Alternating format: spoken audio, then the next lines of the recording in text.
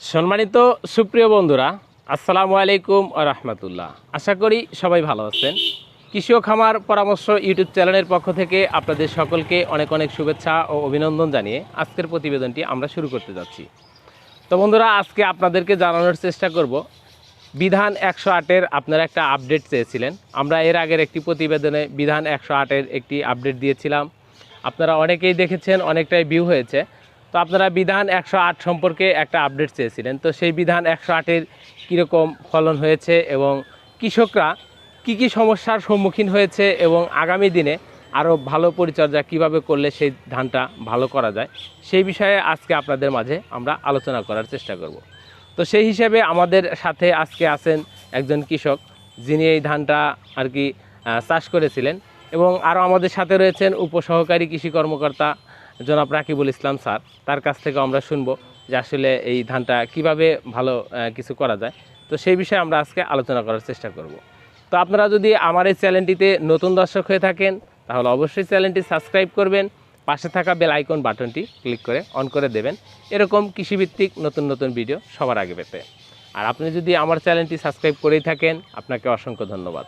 তো বন্ধুরা, আর কথা বাড়াবো না, এ পর্যায়ে আমরা সরাসরি চলে যাব সেই আমাদের একজন কৃষক তার কাছে, যে আসলে সে কিভাবে ধানটি চাষ করলো এবং কেমন আছেন? আছি, ভালো আছি। ভালো আছেন না? হ্যাঁ, ভালো আছি। তো আচ্ছা, আপনি যে বিধান 108 যে চাষ করলেন, হ্যাঁ, হ্যাঁ, তাতে এই বিধান 108 চাষ করে আপনার কিরকম মনে হলো এই ধানটা? আছে মোটামুটি ভালোই, ফলন ভালোই আছে, মোটামুটি আছে ভালোই। আছে, ভালো আছে না? হ্যাঁ, ভালোই আছে। তো এই বিধান 108 যে আপনি চাষ করলেন, আমরা এই যে ধানগুলো দেখতে পাচ্ছি আমাদের হ্যাঁ। সামনে, তো এই ধান চাষ করতে আপনি মানে কি কি কি সুবিধা এবং অসুবিধা ভোগ করলেন, আমাদের একটু এই বিষয়ে ধান তো একটু ধান ভালো মোটামুটি আগে ভাগে এসে, ধান তো লাগানো একটু দেরি হয়েছে, এই জন্য মনে করেন যে ধান তো মনে করেন যে কি শীতে হয়, একটু শীতে মোটামুটি বেশি ধান তো পাই হয়ে গেছিলো বেশি, জি জি। পাকতে তো হচ্ছিল, মনে করেন যে শক্ত ধান, বোটা খুব শক্ত, এই ধানের বোটা খুব শক্ত। বোটা খুব শক্ত। আচ্ছা, ধান ফলন মোটামুটি ভালো আছে। ফলন ভালো আছে হ্যাঁ, না? লাগানো একটু আমরা লেটে লাগানো হয়েছে, দেরি হয়েছে, শস্য আসলে শস্য তুলে লাগানো হয়েছে। এখন ধান মোটামুটি ভালো, ধান ফলন ভালো আছে, ফলন ভালো আছে ফলন না? ভালো আছে। তাতে আপনি এই যে বললেন যে একটু লেটে লাগানো হয়েছে, হ্যাঁ, অর্থাৎ লাগানো আমিও এর আগে শুনছি আমাদের একজন মুখ্য বৈজ্ঞানিক কর্মকর্তা, আমাদের এক স্যার, যিনি এই ধানটা দীর্ঘ 12 বছর গবেষণার পরে এই ধানটা অবমুক্ত করেছিলেন, তিনি কিন্তু আমাদেরকে জানিয়েছিলেন যে আসলে এই ধানটার দীর্ঘ আয়ুকাল বেশি, হ্যাঁ হ্যাঁ, অর্থাৎ বেশি দিন জমিতে রাখতে হবে এবং হ্যাঁ, বীজতলার বয়সটা একটু বেশি হতে বেশি হবে। হতো। তো সেই কথাটা কিন্তু সে বলেছিল। তো সেই ক্ষেত্রে আপনার কথার সাথে কিন্তু অনেকটাই আমরা বাস্তবতায় আর কি মিল পাচ্ছি। ঠিক আছে, আমরা শস্য লাগা হয় তো উঠায়, তারপর লাগাচ্ছি তো দেরি হয়েছে একটু। হুম। আপনি তাহলে বলতে চাচ্ছেন যে এই ধানটা যদি আরো একটু আগে লাগানো যায়, হ্যাঁ, ফলনটা একটু ভালো, তাহলে আরো ভালো হবে আলটা না? ভালো। হ্যাঁ। আচ্ছা, তাতে আর কি কি সমস্যার সম্মুখীন হয়েছে, কোন সম্মুখীন হয়েছিলেন কি? না, আর এখন সম্মুখীন লাগানো একটু ইয়ে ছিল, ধান চারা কম আসছিল, একটু লাগাইতে একটু পাতলা করে মেশিন দিয়ে লাগানো হয়েছে তো, একটু পাতলা হ্যাঁ, হয়েছিল, পাতলা হয়েছিল, এই জন্য একটু রাস্তাটা এবার মোটামুটি ভালো আছে। তাতে কি আর মানে যতটুকু লাগাইছিলেন তাতে আর একটু ঘন করে লাগানো ঘন লাগাইলে ওরা একটু ফলন একটু বেশি হতো, বেশি হইতো বেশি না? হতো। হ্যাঁ, তাতে এটা কি 28-29-এর চাইতে ভালো আছে? বেশি হোক, হ্যাঁ, 28 বেশি হোক, 28-29-এর হ্যাঁ, চাইতে ফলন বেশি আছে, ফলন বেশি হবে। ফলন বেশি আচ্ছা, আছে। এই ধানটা কি এই যে ঝড় বৃষ্টিতে হেলে পড়ে যাওয়া বা না, হেলে পরে যায় না, শক্ত খুব, শক্ত খুব শক্ত না? খুব। হ্যাঁ, আচ্ছা, এই ধানের রোগ বালাইটা কিরকম? রোগ বেলায় নাই খুব, একটা না, পুরো নেই, রোগ বালাই খুব একটা নাই। নাই। হ্যাঁ, তো বন্ধুরা, আমরা একটি কথা আমাদের সেই কৃষক তার কাছ থেকে কিন্তু জানতে পেলাম যে আসলে এই ধানের রোগ বালাইও কম বা সমস্যা নাই ধরলেই চলে। তো ধানটার ফলনও অনেক ভালো, কিন্তু আমাদেরকে জানিয়েছে যে ধানটা একটু লেটে লাগানোর কারণে মানে যতটুকু হওয়ার কথা ছিল হ্যাঁ, ততটুকু হয়নি। সুন্দর হয়েছে, কিন্তু আরও সুন্দর হবে, আরও ভালো হবে, কিন্তু লেটে লাগানোর কারণে সেই কিন্তু ধানটা কিন্তু অতটা সুন্দর হয়নি। তো আগামী দিনে আরও সুন্দর হবে, যেহেতু এই ধানটা নামিতে লাগানো হয়েছিল। তো সেই ধানের আমি ধানটাও আপনাদেরকে একটু দেখানোর চেষ্টা করতেছি। আপনারা দেখেন এই যে ধানটা কিন্তু অনেক সুন্দর দানা হয়েছে এবং খুবই সুন্দর একটা ধান আর কি। তো আমাদের স্যার বলেছিলেন যে ভাতটা খেতেও নাকি অনেক সুস্বাদু। তো সম্ভবত আশাবাদী যে ধানের ভাতটাও অনেক সুন্দর হবে। তো এই ছিল আমার আজকের কৃষকের কাছ থেকে জানা। তো এ পর্বে আরও কিভাবে সুন্দর করা যায় সেই বিষয়ে আমরা আজকে জানবো। আমাদের সাথে আছে একজন উপসহকারী কৃষি কর্মকর্তা জনাব রাকিবুল ইসলাম স্যার। তিনি কিন্তু এর আগের একটা প্রতিবেদনেও আমাদের যে মুখ্য বৈজ্ঞানিক কর্মকর্তা স্যার ছিলেন, তেনার সাথেই ছিলেন। আর সেই রাকিবুল স্যারের কাছ থেকে আজকে আমরা আরও বিস্তারিত জানবো যে আসলে আরও এই ধান 108 কীভাবে আরও ভালো করা যায়। ধন্যবাদ সম্মানিত ভিউয়ার্স প্লাস যারা যেখান থেকে এই ভিডিওটা দেখছেন। 108 ধানের জাত নিয়ে ইতিপূর্বেই বেশ কিছু তথ্য আপনাদের সামনে উপস্থাপন করার চেষ্টা করেছি।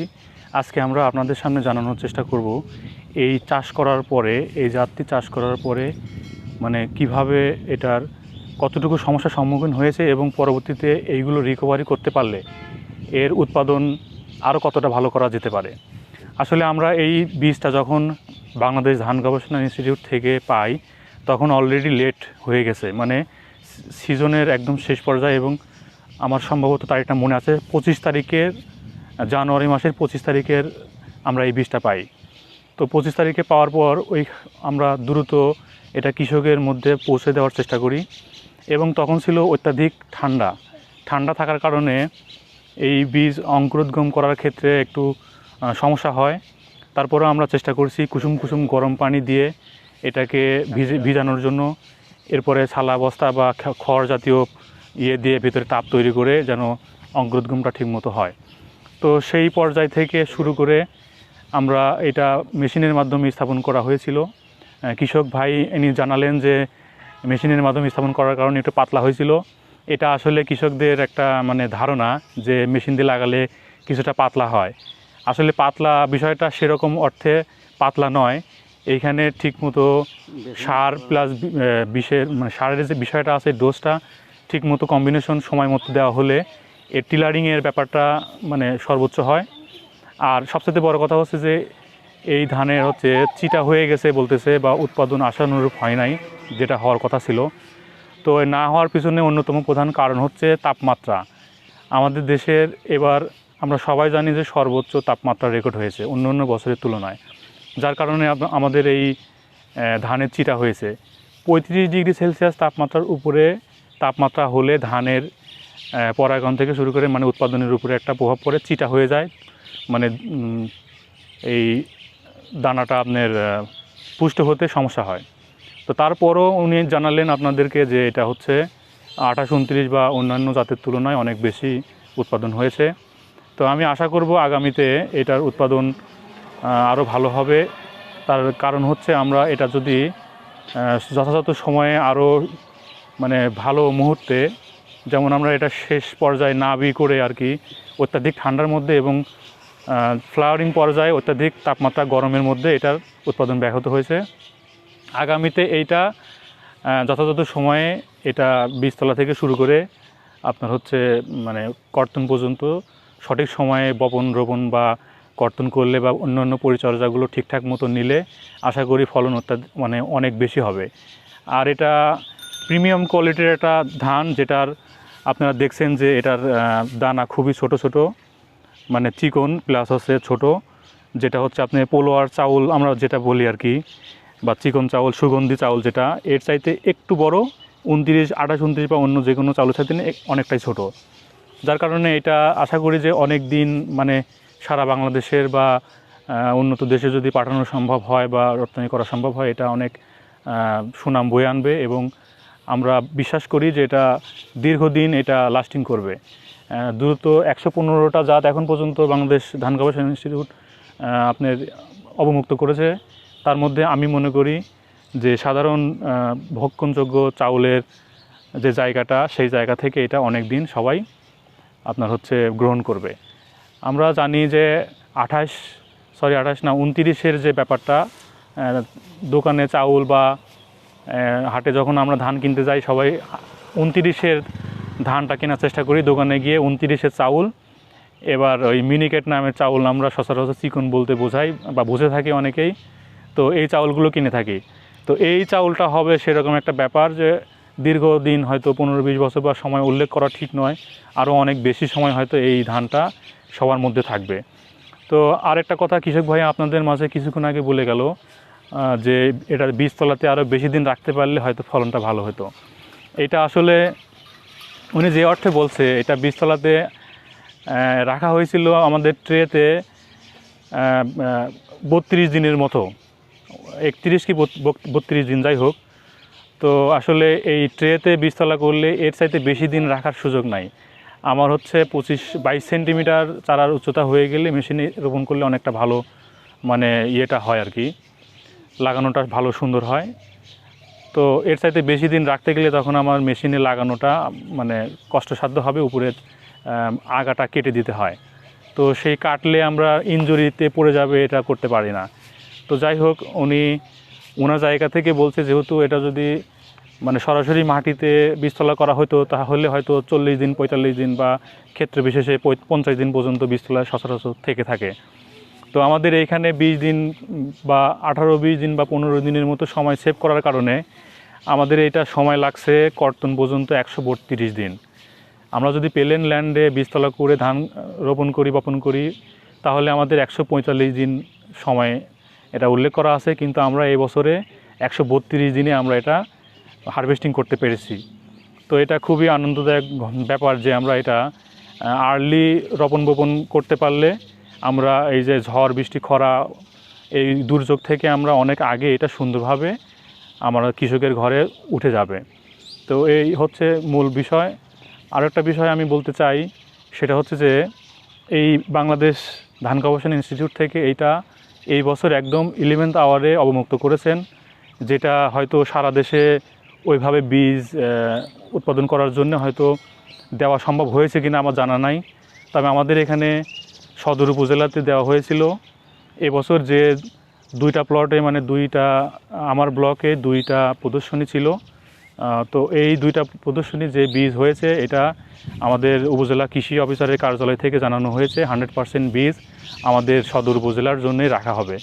তো প্রত্যেকটা জেলাতেই বা প্রত্যেকটা উপজেলাতেই এ ধরনের 1-2টা প্রদর্শনীর মাধ্যমে বীজ উৎপাদন করা হয়েছে। আপনারা যারা এই বীজটা সংগ্রহ করতে চান, এটা বাংলাদেশ ধান গবেষণা ইনস্টিটিউটের তাদের নিজস্ব উৎপাদন খামার থেকে সংগ্রহ করা যেতে পারে। বাংলাদেশ বিএডিসি বলে আর কি, বাংলাদেশ বীজ উৎপাদন খামার, যেটা বাংলাদেশ বীজ উৎপাদন বিএডিসিতে যোগাযোগ করলে তারা এই জাতের ধান আশা করি বা এই জাতের বীজ দিতে পারবে। এছাড়া যে অল্প কিছু পরিমাণে ফিল্ড পর্যায়ে আমাদের কৃষি সম্প্রসারণ অধিদপ্তরের মাধ্যমে যেটা দেওয়া হয়েছিল, এইটার পরিমাণ খুবই কম। এই প্রদর্শনীর মাধ্যমে যেটুকু বীজ উৎপাদন করা হয়েছে স্থানীয় চাহিদা পূরণ করতেই সক্ষম অনেকটাই হবে না। তারপরও আশা রাখছি যে এটা আগামী বছরে যে পরিমাণে উৎপাদন হবে তারপরের বছর হয়তো পর্যাপ্ত পরিমাণে সবার দোরগোড়ায় পৌঁছে যাবে। তো আমি আহ্বান রাখবো বাংলাদেশ বীজ উৎপাদন প্রতিষ্ঠান বিএডিসির কাছে আপনারা যোগাযোগ করলে এটা অতি সহজে বীজ পেয়ে যাবেন। তাছাড়া বাংলাদেশ ধান গবেষণা ইনস্টিটিউট এখানেও আপনারা যোগাযোগ করলে এই বীজটি পেয়ে যাবেন। তো ধন্যবাদ, এই বলে আমি আমার সংক্ষিপ্ত বক্তব্য এখানে শেষ করছি। এই যে আপনি যেমন প্রদর্শনী পেয়েছিলেন, অর্থাৎ কৃষকদেরকে দিয়ে সেখান থেকে মানে বীজ আরো বাড়ানোর উদ্দেশ্যে ওই চাষ করতে দিয়েছিলেন, এরকম কি বাংলাদেশের প্রত্যেকটা উপজেলায় পেয়েছে কিনা? আসলে প্রত্যেকটা উপজেলায় এই বীজ কিভাবে মানে প্রদর্শনী দেওয়া হয়েছে কিনা এটা আমার জানা নাই। ওইটা আমি আমার প্রতিষ্ঠানের থেকে আমি যেটা পেয়েছি সেটা আমি বলতে পারি। আর সারা বাংলাদেশে তারা কতটুকু পৌঁছাতে পেরেছে এটা তাদের ব্যাপার। তবে আমি মনে করি যে এটা শেষ মুহূর্তে অবমুক্তকরণ হয়েছে, হয়তো সারা বাংলাদেশে প্রত্যন্ত অঞ্চলে হয়তো পৌঁছাতে নাও পারে। তবে আশা করতেছি সামনের বছর বা সামনের সিজনে এটা মোটামুটি সব উপজেলাতেই পৌঁছে যাবে।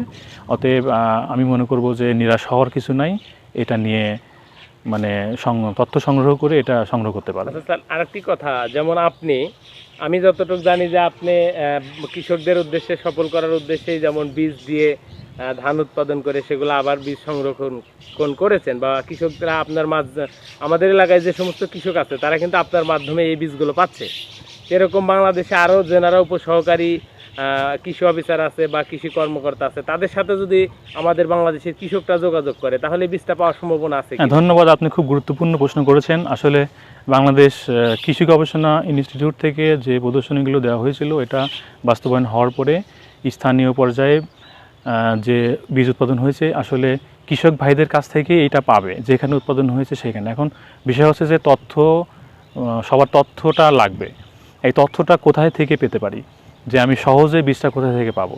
জি জি তো সেক্ষেত্রে আমি বলবো কৃষি সম্প্রসারণ অধিদপ্তর উপজেলা পর্যায়ে কৃষি অফিসারের সাথে যোগাযোগ করলে বা ওই উপজেলার উপসহকারী কৃষি কর্মকর্তার সাথে যোগাযোগ করলে অনায়াসেই জানা সম্ভব যে আসলে এই 108 জাতের ধানটা কোথায় চাষ হয়েছে। সেই কৃষকের নাম ঠিকানাটা হয়তো সংগ্রহ করে সেখানে খোঁজ নিয়ে দেখতে পারেন। ঠিক আছে। দর্শক বন্ধুরা, আমাদের স্যার কিন্তু জানালেন যে আসলে এই বীজটা কোথায় ধানটা কোথায় চাষ হয়েছে। এটা অবশ্যই স্যারও বলেছে, আমিও একটি কথা আপনাদের উদ্দেশ্যেই বলতে চাই যে আপনারা অবশ্যই আপনাদের নিকটতম যে সমস্ত কৃষি অফিসার রয়েছে বা উপসহকারী কৃষি কর্মকর্তা রয়েছে তাদের সাথে যোগাযোগ করবেন। যোগাযোগ করলে এই বীজটা কোথায় থেকে সংরক্ষণ করা যাবে বা কিভাবে পাবেন তার একটা সঠিক রাস্তা আপনাদেরকে দেখিয়ে দেবে। তো আপনারা এইভাবেই চেষ্টা করতে থাকেন। আর আমরা যদি কোনো মাধ্যমে যদি বীজের যদি আমদানি হয়, আমরা যদি জানতে পারি, অবশ্যই আপনাদেরকে জানানোর চেষ্টা করব। তো আপনারা সকলে ভালো থাকেন, সুস্থ থাকেন, এই প্রত্যাশা ব্যক্ত রেখে আজকের মতো এখানে বিদায় নিচ্ছি। ধন্যবাদ সবাইকে। আসসালামু আলাইকুম।